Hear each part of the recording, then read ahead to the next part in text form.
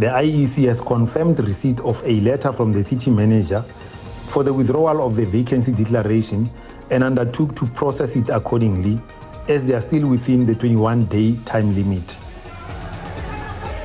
Ubuyiselwe esikhundleni sobmeyara, umeyara weTshwane okhutshwe ngemibiko yokungavezi imhlolo emalungana nokuhlanjulula enkweledeni.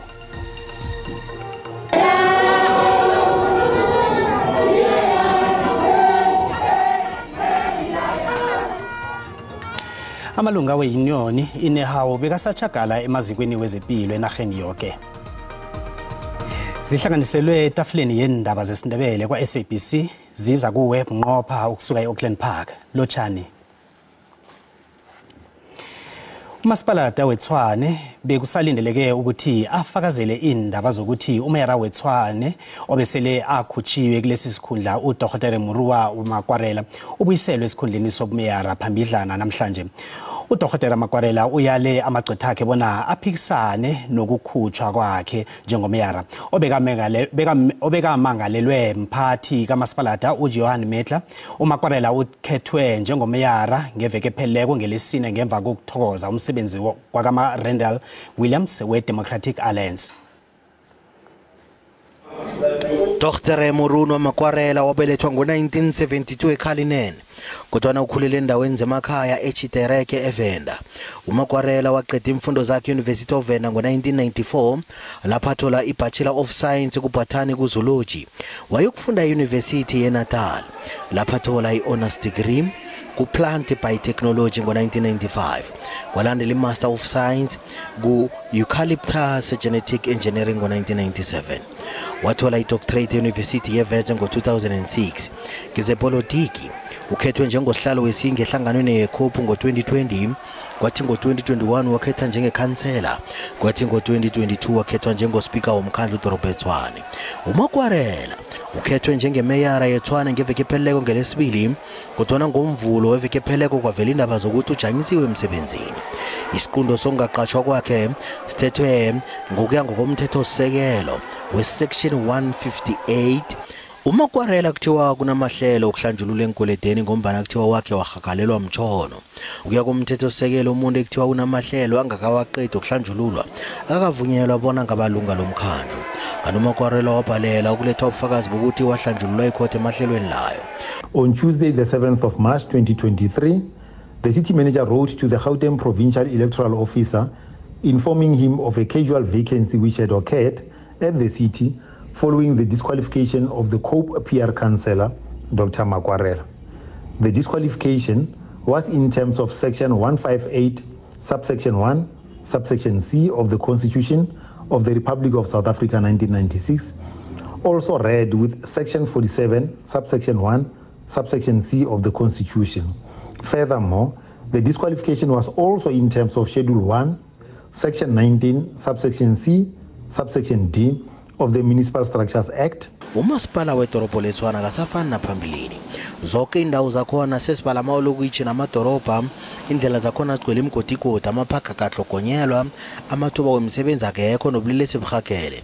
Izakhamuzi zikamasipala dalo zikuthabele khulu ukukhethwa kwekhansela leCOPE uMuruwa Makwarela njengemeyara.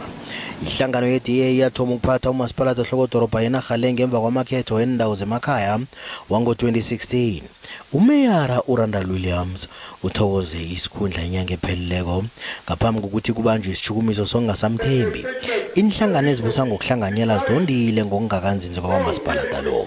Abaqozululi bathi umeyara omutsha lo uyokusetshenziswa yi-EFF ne-ANC kungizo ezimvudeleko.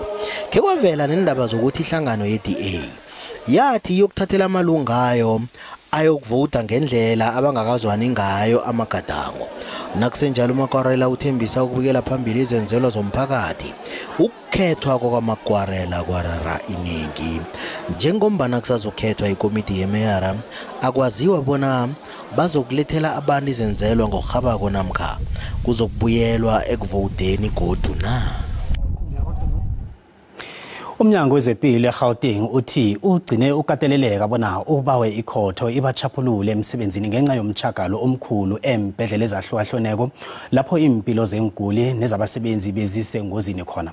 Umchagalo wamalunga wenehawu ukhulunyiswa emfundeni ngemfunda. Abasebenzi abangaphasi kwe-union inehawu solo bayachagala embhedlela ezahlukahlukeneko. KwaZulu-Natal abasebenzi abachagalako basahlele ne-ambulance ebeyilayitsha umntwana. Umnyango wezempilo eGauteng ukhuluma estatementeni esikhutshwe izolo ebusuku wathi amapholisa alayelwe bona athatha amagadango afaneleko malungana nalokho kuphazamisa okukhona ekubalwa kikho nokususa nokuqotha wonke umuntu ophazamisa ukunikelwa kwezenzelwa epahleni yabo nemakhweni womnyango wezempilo eGauteng. Unobhala Zombelele wenehawu December Mavuso nakaphendulako kulokho uthe ubuholi beunion buzokukhulumisana nabasebenzi abasendaweni abachagalela kizo namhlanje aphakamise bona umchagalo uragele phambili. The Gauteng Department of Health on Wednesday evening obtained a court interdict at the Johannesburg Labour Court against Nehawu to stop their members from obstructing the rendering of health services to patients.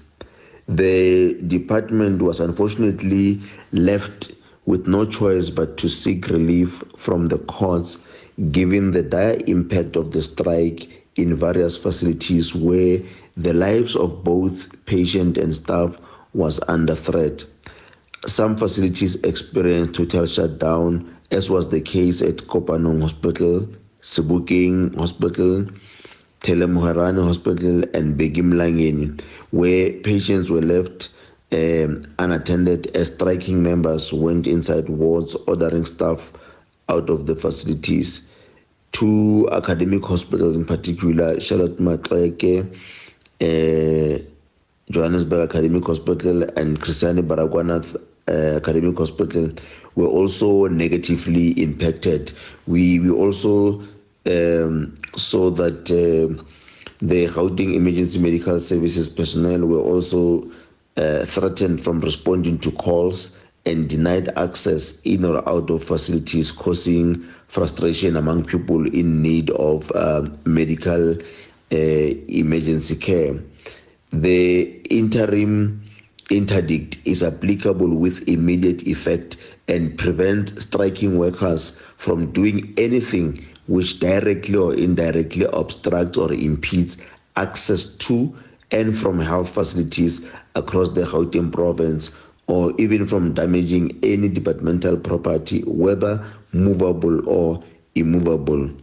The South African Police Service have been ordered to take all steps necessary to give effect to the interim order, including the removal and expansion of any person from properties and premises of GDOH if they are found to be preventing services from being rendered.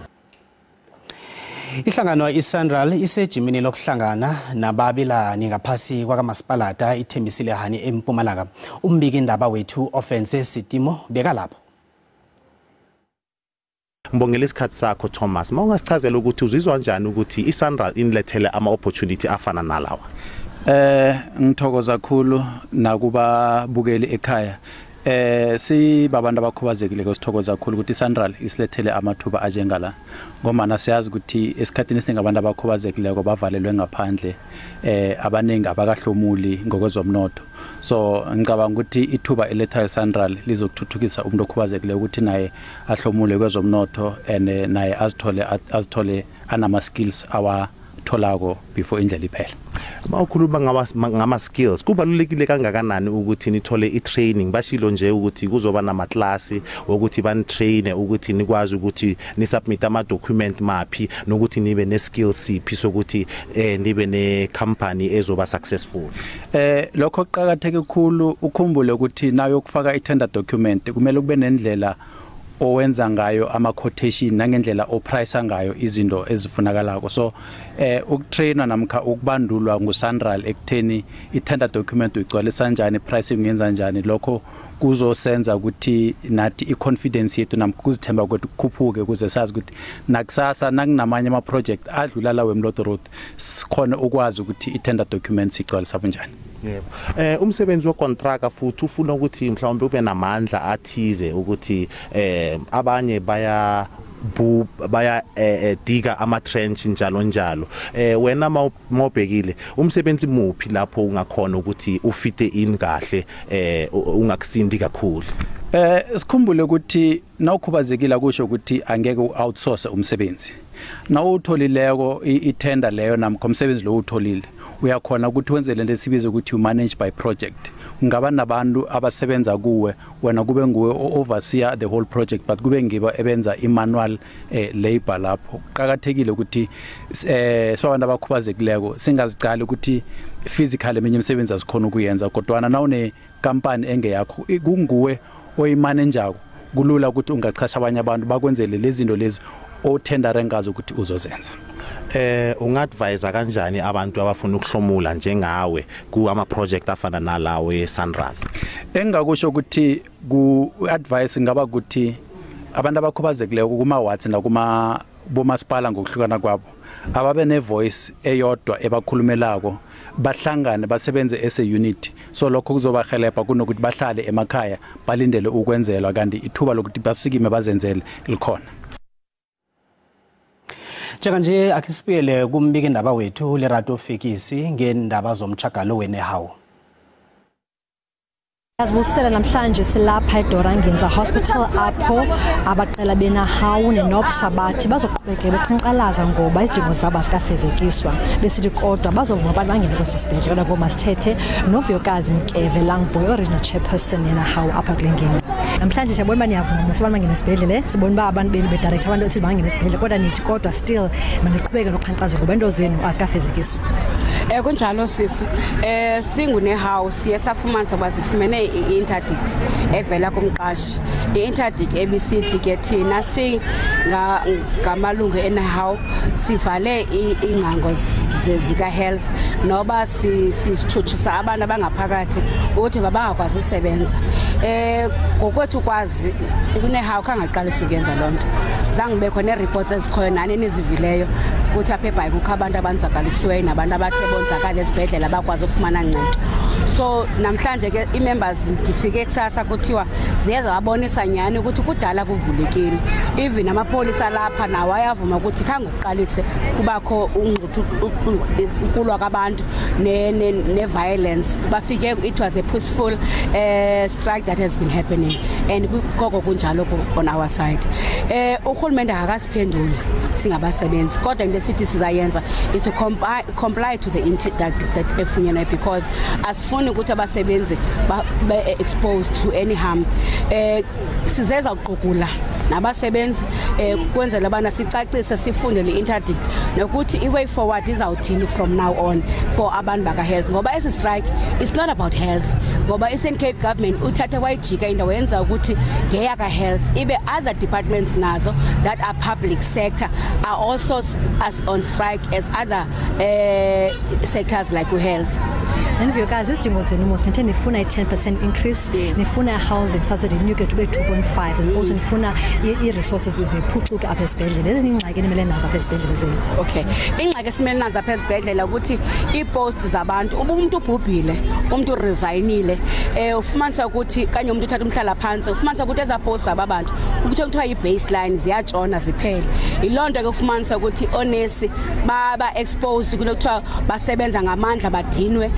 Ufumanise ukuthi services is slow for the communities athi into efike ekseni ngo5 in the AMs ahambe late ngenxa ibana kaloko kukho abantu abambala abasebenzayo. So sifumanisa ourselves ukuthi abasebenzi baba exposed kwi community i-communities at angry at abasebenzi becinga bangabasebenzi abangafuni ukwenzana kodwa yibe abantu bathi kubetha mhlamba ndithi 10 o'clock already umuntu have seen hundreds of people and they are tired.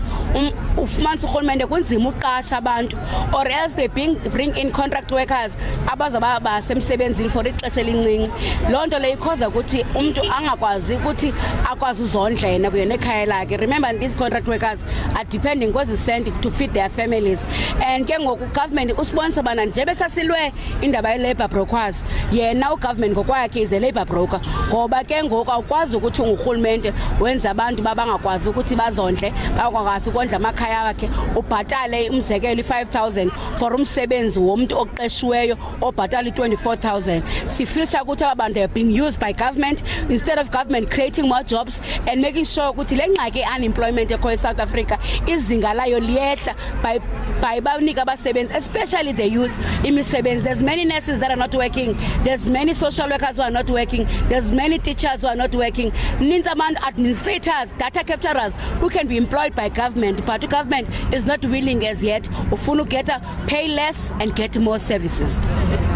Lo nguvuyokazi Mkeve Langboy oyi-regional chairperson ahawu apha e-Eastern Cape esithi urhulumente noko bayekele phantsi kodwa esithi uba bazoyithobela into edide esuka kurhulumente othi they must make sure that bayeka abantu angene esibhedlele kodwa esithi kodwa noko urhulumente ubayekele phantsi. Kodwa ngoku masibele back to in studio. eFreystata khona ukuphepha kwenkuli ngikho eqalwe khulu esibhedlela iPelonomi eBloemfontein njengomana kunomchakalo wabasebenzi abangaphasi kweunion inehawu. Omunye wenkuli uthi solo kuthoma umchakalo lo abakaphephi nakancane njengomana ebusuku abekho abobugadi esibhedlela. Abasebenzi bangenela ngenilesine bachakala enarheni le yonke bathi urhulumende akezwe inlilo zabo abanikela abakufunako. Hlangana nenlilo zabo kubalwa ukukhutshulelwa umkholo nge10%, imali ikhutshulwe nge2.5,000 yamaranda, balila nangemali yesibonelelo sezindlu, kuthuthukiswa nesibonelelo semedical aid. Ihlangano le yezohatshe SABC ithi imkhulumiswano phakathi kwama-union wabasebenzi kunye nomqashi izobanjwa msinya. Ekuthomeni kwevekele urhulumende wesifunda uyalela amalunga achakala kwenehawu ekhotho ephakemeko ukuthi angakhe angaliya namkhathusele laba abangangeneli umchakalo kulesi sibhedlela. Kunabasebenzi abatlahe ukuthi bayatheliswa begodi babethwa nabasebenzako. Amapholisa ragela phambili nokubeka ilihlo. Siyathuwelela izipi zamateksi eStilfontein hlanu kweClassdorp ehlagweni Jingalanga. Lokho njengomana kudunyuzwe kwabulawa abashayeli bamateksi kwathi abanye balimala. Umkhandlu owangamela amateksi esifundeni iSantaco uthi izipi zamateksi zithuwelela zakhuphukela ezingeni engakhange zibekilo. Abashayeli bamateksi babanga indlela begodu basilingwa abashayeli abasebenza ngokungemthetho. Yirank yamateksi enzinze Stilfontein ebonakala inokuthula kodwa ikore yamateksi endaweni le ihlathululwa njengendawo yepi. Soloko ukuthoma umnyaka nguTshirhweni sekudunyuzwa abashayeli bamateksi abasithandathu kwabhubha abathathu kwathi abanye abathathu balimala. Umkhandlu ojamela amateksi iSantaco ithi isisusa sepi kusilingeka kwabashayeli bamateksi abasola urhulumente ngokungatshetshi iintshijilo zabo. 3 years before the 2 years we did not have the killings in terms of us being informed. But recently, since last year, we experienced a challenge where there were operators that will be stopped at hiking spots by operators, sometimes by security people whom have been deployed by taxi operators, because they will be complaining to say the government is not doing enough in terms of dealing away with illegals. Umnyango wezokuthutha esifundeni uyavuma ukuthi iintshijilo zona zikhona. Taxi associations are not governed properly by the leadership. 2, there is a contest of leadership. 3, there is a contest for lucrative routes and the control of taxi ranks. 4, there is the use of what we call taxi warlords, where the promotion of individuals who bully around others is now in the rise. 5, there is illegal operations in the province that have phenomenally grown over a short period of time. We have been able to resolve out of 22 conflicts that were registered with us. We have been able to resolve 15 of those conflicts where parties have been given determinations to deal with the problems that we have identified that causes the conflict. But there are conflicts that can be resolved around the table. Once a person acts illegally, that matter can be resolved around the table. We need to formulate a strategy, a law enforcement strategy that must deal with that type of a problem. Nakusenjalo, abashayeli bamateksi babhala ukukhuluma nababika indaba ngaphambi kwekhamera. Kodwa nabathi sebaphila ngokusaba, bakhombela bezomthetho bona baqeda izipi kunye nokubulawa kukhona ekoreni yabo. Uthoma ukwanda umukhwa ukuthi abantu abathandanako namkha abatshadileko nalabo abahlala ndawonye bathi nabalwako bathome ngokulimaza abantwana. Mhlapha nje sikhulume ngemlandelande yezehlakalo ezifana nalezo ezenzeke endaweni eziningi. Hlangana nazo sibala isehlakalo lapho indoda ibulele abantwana bayo abathathu ngokubahlaba ngento ebukhali ngeva kokurarana nonina. Kesinye isehlakalo umma wafakela abantwana ichefu ekudleni ngombana ararene noyise. Umbuzo okhona ngokuthi kusuke sekwenze njani nangabe sebenza lokhu. Kuba yini abantwana babe bongazimbi? Sikhulumisana nesazi sezempilo uSister Mamsi Masilela we-Unjani Clinics. Sister Mamsi, siyakwamukela. Ngokubona kwakho yini unobangela walezi zenzo ezimbi kangaka zokubulawa kwabantwana nokurarana ababelethi? ngithokoze nakubabukeli. Sekugcwele khulu mvanje ukuthi lokha ubaba nomama bararanako bese-ke babulale abantwana. Vane sithi thina iinkunzi embili nazilwako kulimala abantwana ngaphasi. Ngoba abantu ababathi nabathoma baba nemiraro abezi emtholapilo namkha abezi la bangathola khona isizo lokuthi bakwazi ukuthi bararulule. And then-ke bese inkinga lezi ezibaphetheko ziyabathatha zibafake ekhoneni bese umuntu i-solution ayitholako ngaleso sikhathi ubona ukuthi asuse yonke into eseduze kwakhe eze nayo emhlabeni lapha sewuthola khona kungena abantwana abanganamlando abafako amalanga la esiqalaneni. Abantu abanzima khulukhulu ababobaba abakholelwa ekutheni babonane nesazi sezempilo nabanomraro ekhaya. Ingabe nalokho kungaba ngunobangela nokuqaleko? Kumthelela omkhulu ingathi kubobaba kuphela. Njalo nasifundisako siyafundisa ukuthi lokha abantu nabayongena emtshadweni akhe bathome benze into nasi esibiza ukuthi i-pre-counseling. Kukhona i-pre-counseling lapha sizokhuluma nabo khona ukuthi emtshadweni yini izinto abazokuhlangabezana nazo, so that indweze mabahlangabezana nazo bazi ukuthi zikhona baqalana nazo ngaziphi izindlela. Njengokuthi sifundise nangokuthi i-pre-medical counseling. Kukhona okhunye ukugula okuvela sele nikhona emtshadweni bayabhalelwa ukuthi babekezelelane ngokugulokho kuthome lapho kuliwe befike lapha into le ifaka khona abantwana phakathi khona. Ngokuya ngokubana kwakho sister, zingabalekela njani izehlakalo ezifana nalezi? Zingabalekela ngokuthi lokha ekhaya namkha abantu abathandanako nabathoma baba nemiraro bangahlali phezukwayo, bangahlali babodwa, bangakhona ukuthi baphume bayothola isizo lapha sizofika sibanikele khona i-counseling ngokomkhumbulo. And mabafikile-ke emtholampilo babona ukuthi asikhoni thina ukubasiza, mhlambe umraro lo sowukhambe wafika ezingeni eliphezulu khulu, siyakhona ukubazimisela kuma-psychologist, siyakhona ukubazimisela kuma-psychiatrist. Kodwana nabahlala ngikhaya kula kufika khona umuntu athatha isiqube sokuthi ngibulala woke umuntu, ngibulala umalo, ngibulala nabantwana, of which lokho akusiyi-solution. Enye into ukuthi sibafundise lokho nabeze kithi ukuthi esikhathini esiphila kilo yonke into inesikhathi sayo. Kukhona isikhathi sokuthandana, kukhona isikhathi sokuhlukana.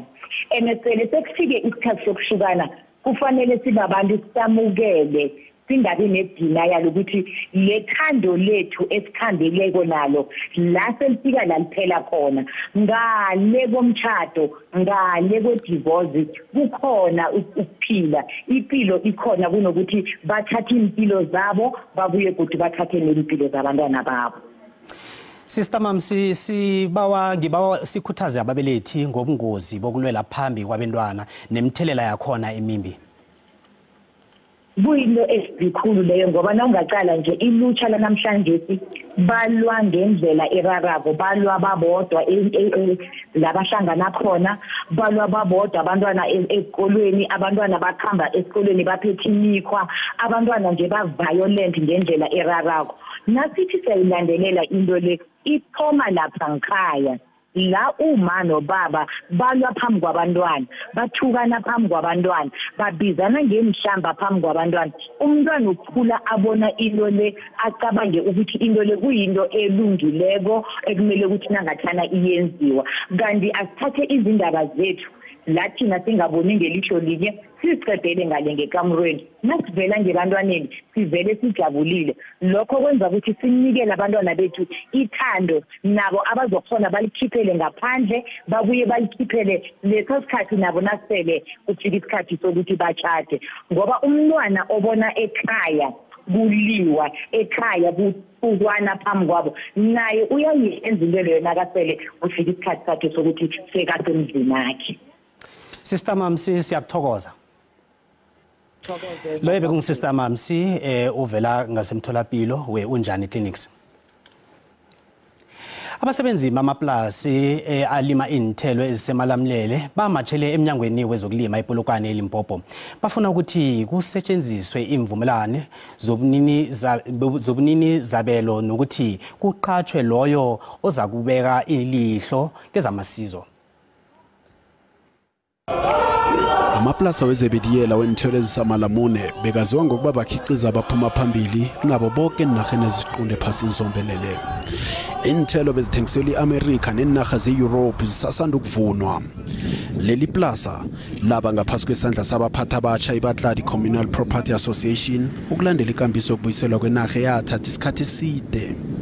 Nanyana kunjalo ukulwa kwangaphakathi kwamalunga we-Communal Property Association kwagcina kwehlisa izinga lemali engenako begodwa neplaza eli langasakhona ukuzijamela lona ngokwalo ngemali.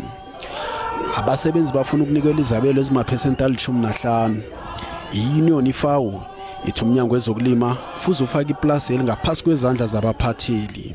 One of the demands in the memorandum that we are carrying today is that the farm must be placed under administration because from 2016 things has never been normal.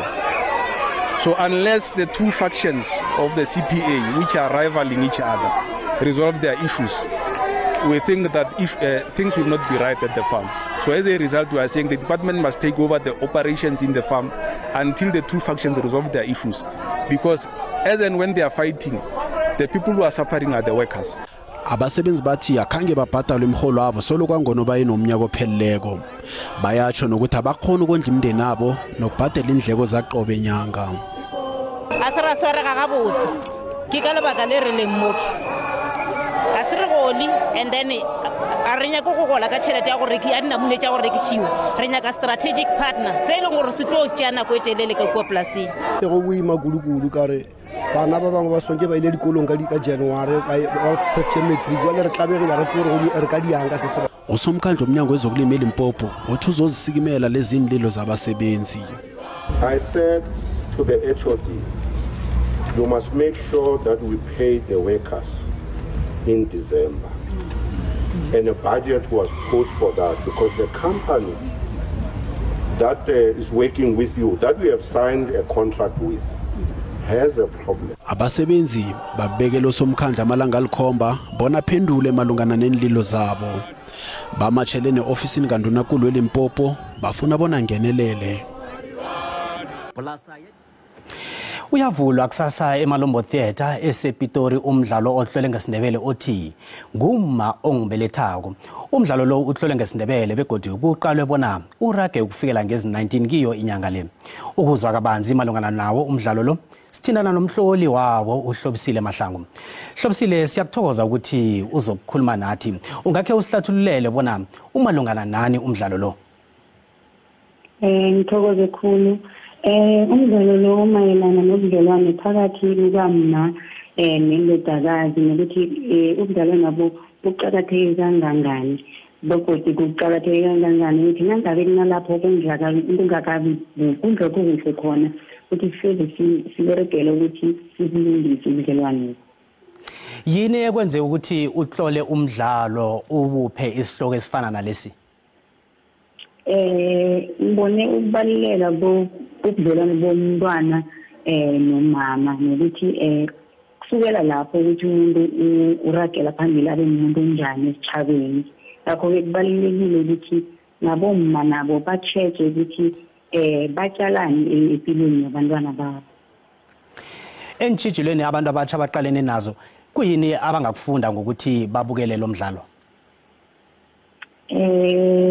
Ngingatsho ukuthi ubudlelwane phakathi bukamama nomntwana lapho buhle nobudlelwane bakho nabanye abantu bereka nabo abangani njalo njalo kuba ngcono.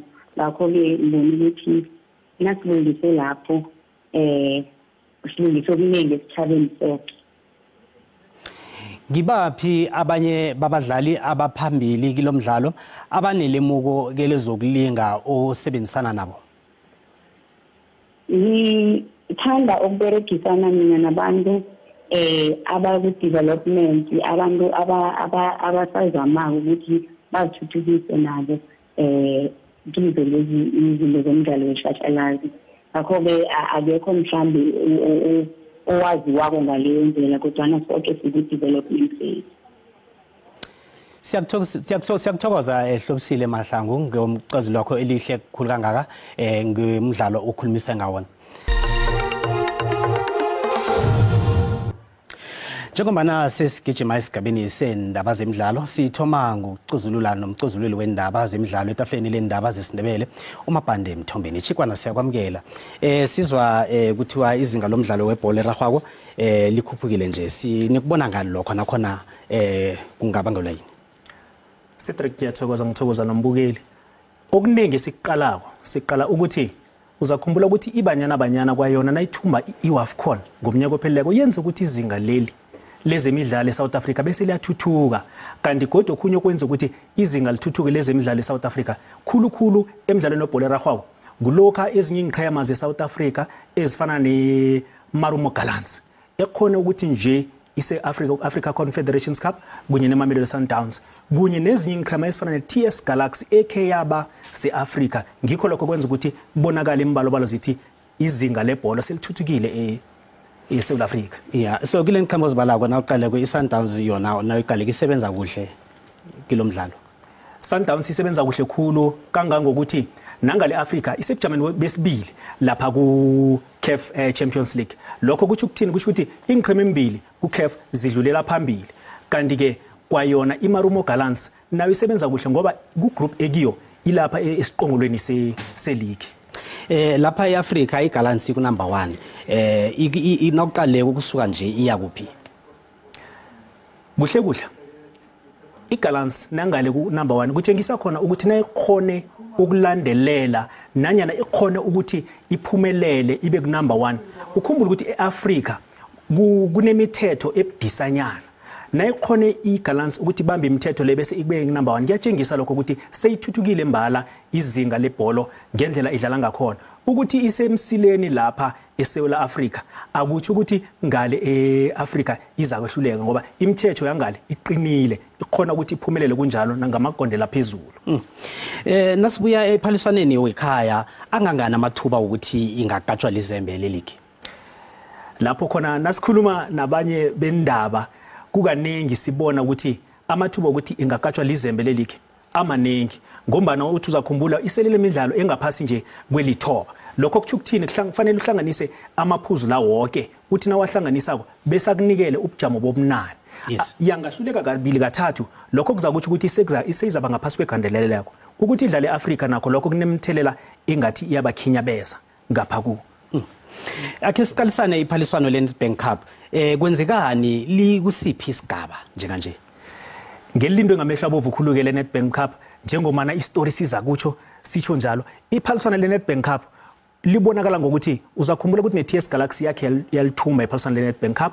Ukhumbule ukuthi kwayona iGallants yakhe yalithumba ngo2021 yanikela iSundowns yamukwa iMamelodi Sundowns lisesigabeni sokuthi nje kusele ingqhema ezingu12 kwaphela nje ezidlalayo kile phela veke njengomana siya kiyo nje phela veke le kuyatsho ke ukuthi ke maningi amathuba ukuthi kwayona iTS Galaxy eyokudlala ngosonto inamathuba ukuthi idlale kuhle kunye ke neMamelodi Sundowns iseyidlalile yona kodwa nesinye isiqhema esiqala ngamehla wovu iCastric kunye neKaizer Chiefs. Siyakuthokoza ukuba nathi namhlanje ngiyathokoza Cedric nombukele ekhaya. Ziphelela lapha ebesikuphathele zona kwanamhlanje. Sizabe sikhona kusasa kwe SABC 1 ngo 5:30. Sithokozile ukuba nathi. Isale kuhle.